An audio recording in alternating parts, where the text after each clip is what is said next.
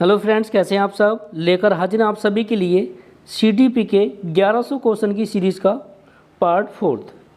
इससे पहले के 3 पार्ट आप चैनल के प्लेलिस्ट में जाके देख सकते हैं। तो चलिए शुरू करते हैं आज की क्लास। आज की क्लास का हमारा पहला क्वेश्चन है, शारीरिक विकास का क्षेत्र है। शारीरिक विकास का क्षेत्र कौन सा है वो आपको बताना है। ऑप्शन है आपका स्नायुमंडल। तो देखो, स्नायुमंडल भी शारीरिक विकास का क्षेत्र होता है। बात करते हैं मांसपेशियों में वृद्धि की, तो ये भी शारीरिक विकास का क्षेत्र होता है। अगला है एंडोक्राइन ग्लैंड्स, ये भी इसका क्षेत्र होता है। इसका मतलब इसका आंसर हो जाएगा ऑप्शन डी, उपरोक्त सभी। चलिए बात करते हैं अगले प्रश्न की। अगला है, निम्न में से कौन सा वंशानुक्रम का निकाय नहीं है। ठीक है, क्या पूछा है, वंशानुक्रम का निकाय नहीं है। तो देखो, इसका जो राइट आंसर हो जाएगा वो हो जाएगा आपका ऑप्शन डी। ठीक, अभिप्रेरणा। अभिप्रेरणा जो होगा वंशानुक्रम का निकाय नहीं होगा, बाकी समानता भी होगा, भिन्नता भी होगा और प्रत्यागमन भी होगा। चलिए बात करेंगे अगले प्रश्न की। अगला है, 20वीं शताब्दी को बालक की शताब्दी कहा जाता है। ये कथन किसका है। ठीक, ये जो 20वीं शताब्दी थी इसको बालक की शताब्दी कहा गया, ये कथन किसका है। तो देखो, इसका जो राइट आंसर हो जाएगा वो हो जाएगा आपका ऑप्शन सी। ये कहा था क्रो एंड क्रो ने। ठीक, क्रो एंड क्रो ने कहा था कि 20वीं शताब्दी जो है वो बालक की शताब्दी है। चलिए बात करेंगे अगले प्रश्न की। अगला है, इस अवस्था को मिथ्या पक्वता का समय भी कहा जाता है। कौन सी अवस्था को, वो आपको बताना है। तो देखो, इसका जो राइट आंसर हो जाएगा वो हो जाएगा आपका ऑप्शन बी, बाल्यावस्था। ठीक, चलिए देखते हैं अगले प्रश्न को। अगला प्रश्न है, शैशवावस्था की विशेषता नहीं है। ठीक है, क्या बताना है आपको कि शैशवावस्था की विशेषता नहीं है, वो आपको बताना है। तो देखो, शारीरिक विकास की तीव्रता, ये भी इसकी विशेषता होती है।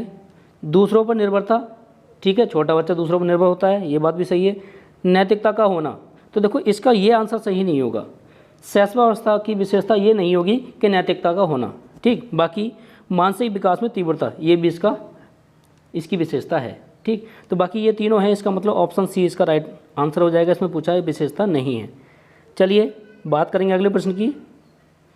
अगला है, शैशवावस्था की मुख्य विशेषता नहीं है। ठीक है, मुख्य विशेषता नहीं है। सीखने की प्रक्रिया में तीव्रता, सीखने की प्रक्रिया में तीव्रता, तो ये इसकी बिल्कुल सही बात है। ठीक, बच्चा जब छोटा होता है तो उसकी सीखने की प्रक्रिया बहुत तीव्र होती है। जिज्ञासा की प्रवृत्ति, जिज्ञासु भी होता है बच्चा। ठीक, अगला है, अनुकरण द्वारा सीखने की प्रवृत्ति, ये भी बात सही है, बच्चा दूसरों को देखकर बहुत कुछ सीखता है। ठीक, लास्ट है चिंतन प्रक्रिया। तो देखो, इसमें पूछा है शैशवावस्था की मुख्य विशेषता नहीं है, तो इसका मतलब ऑप्शन डी इसका राइट आंसर हो जाएगा कि बच्चे में चिंतन की प्रक्रिया नहीं होती है। चलिए बात करेंगे अगले प्रश्न की। अगला है, किस मनोवैज्ञानिक के अनुसार विकास एक सतत और धीमी धीमी प्रक्रिया है। किसके अनुसार। तो देखो, इसका जो राइट आंसर हो जाएगा वो हो जाएगा ऑप्शन डी। ये कहा था हरलोक ने कि विकास जो है एक सतत और धीमी धीमी प्रक्रिया है। ऑप्शन डी हरलोक राइट आंसर होगा।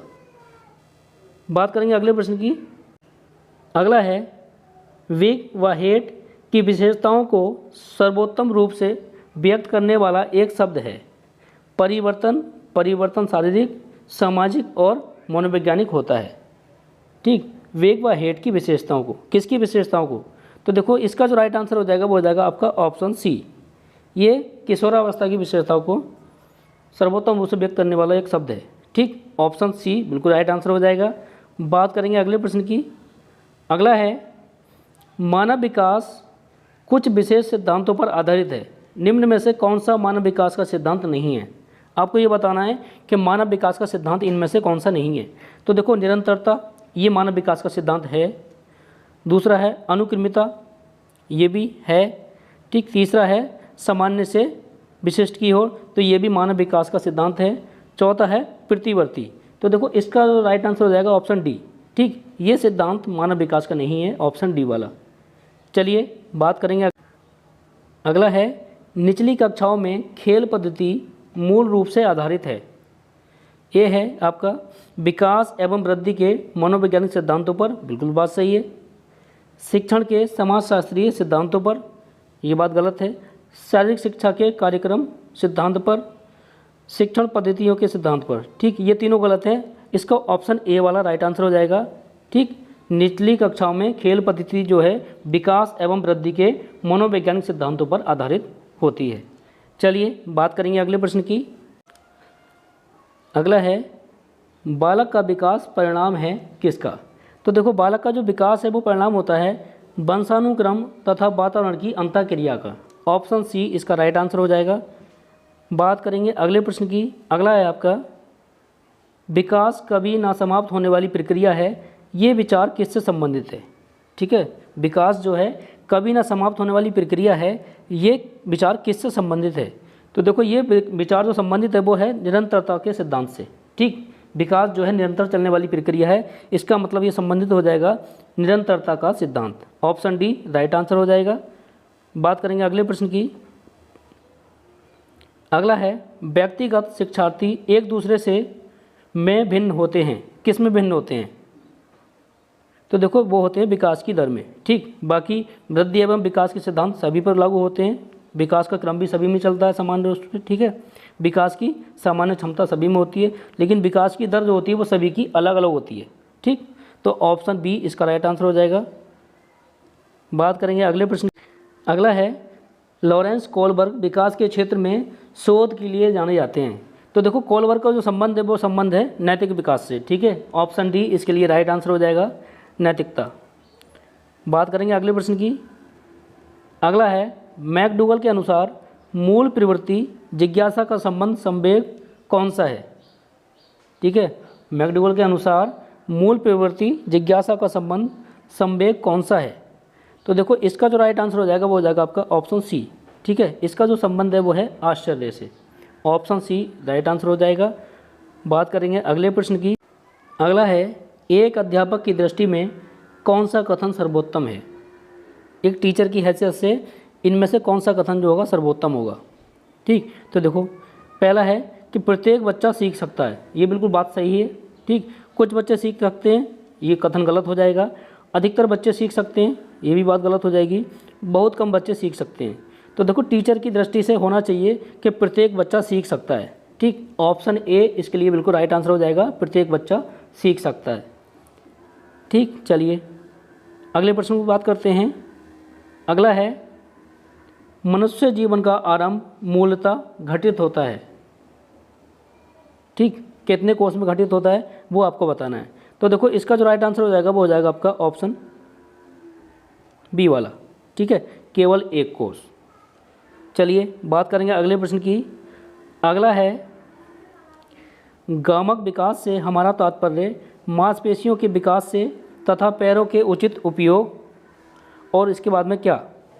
तो देखो इसका जो राइट आंसर हो जाएगा वो हो जाएगा आपका शक्ति और गति। ठीक, शक्ति और गति। ऑप्शन डी राइट आंसर हो जाएगा। बात करेंगे अगले प्रश्न की। अगला है डैश की अवस्था तक बालक की दृष्टि एवं श्रवण इंद्रियां पूर्ण विकसित हो चुकती हैं। तो देखो इसका जो राइट आंसर हो जाएगा वो हो जाएगा आपका ऑप्शन ए। ठीक है, 3 से 4 वर्ष तक की अवस्था तक बच्चे की दृष्टि एवं श्रवण इंद्रियां पूर्ण विकसित हो चुकती हैं।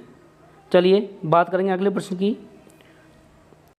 अगला है इस अवस्था में बालकों में नई खोज करने की और घूमने की प्रवृत्ति बहुत अधिक बढ़ जाती है। कौन सी अवस्था में। तो देखो ये प्रवृत्ति जो बढ़ती है वो बढ़ती है उत्तर बाल्य अवस्था में। ऑप्शन बी इसका राइट आंसर हो जाएगा। बात करेंगे अगले प्रश्न की। अगला है तर्क जिज्ञासा तथा निरीक्षण शक्ति का विकास होता है की आयु पर, कौन सी आयु पर। तो देखो इसका जो राइट आंसर हो जाएगा वो हो जाएगा आपका ऑप्शन बी। ठीक, 11 वर्ष तक की आयु पर तर्क जिज्ञासा और निरीक्षण की शक्ति का विकास होता है।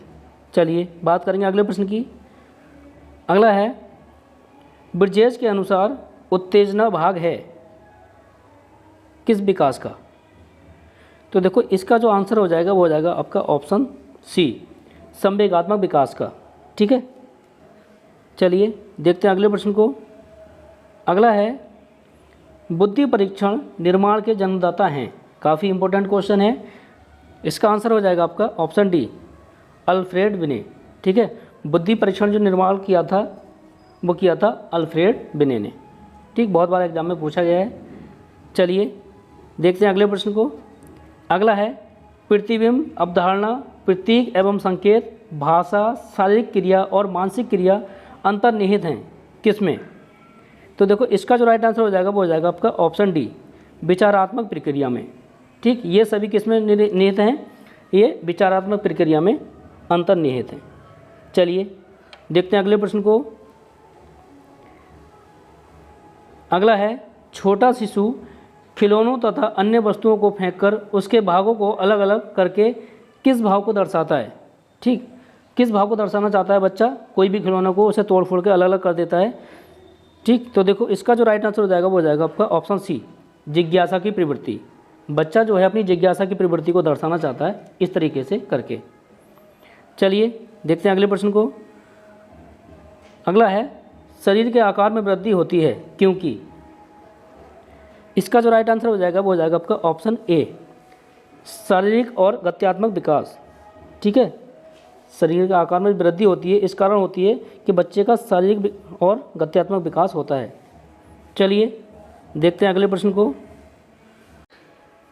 निम्नलिखित में कौन समस्या समाधान की वैज्ञानिक पद्धति का पहला चरण है? ठीक है, समस्या समाधान की वैज्ञानिक पद्धति। तो देखो इसका जो राइट आंसर हो जाएगा वो हो जाएगा आपका ऑप्शन बी, समस्या के प्रति जागरूकता। ठीक, चलिए बात करेंगे अगले प्रश्न की। अगला है, वृद्धि का संबंध किससे है? वृद्धि का जो संबंध है वो किससे है? तो देखो इसका जो राइट आंसर हो जाएगा वो हो जाएगा आपका ऑप्शन ए, वृद्धि का जो संबंध है वो आकार व भार से है। ठीक, आकार एवं भार। चलिए बात करेंगे अगले प्रश्न की। अगला है, किशोरावस्था की अवधि है क्या है? तो देखो किशोरावस्था की जो अवधि होती है वो होती है 12 से 19 वर्ष तक। ठीक, ऑप्शन ए राइट आंसर हो जाएगा। चलिए देखते हैं अगले प्रश्न को, और ये प्रश्न आज की क्लास का लास्ट क्वेश्चन है। निम्नलिखित में से वंशक्रम संबंधी नियम है।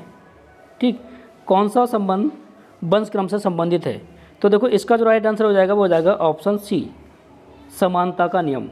ठीक है, तो चलिए इस वीडियो में बस इतना ही। मिलते हैं नेक्स्ट वीडियो में जिसमें इसके आगे के इंपॉर्टेंट क्वेश्चन को डिस्कस करेंगे। अगर आपको हमारा ये प्रयास अच्छा लगा हो तो वीडियो को लाइक करना, चैनल को सब्सक्राइब करके बेल आइकन को दबा लेना, जिससे हमारी आने वाली सभी वीडियो का नोटिफिकेशन आप तक समय से पहुंच जाए। तो चलिए मिलते हैं नेक्स्ट वीडियो में, तब तक के लिए बाय।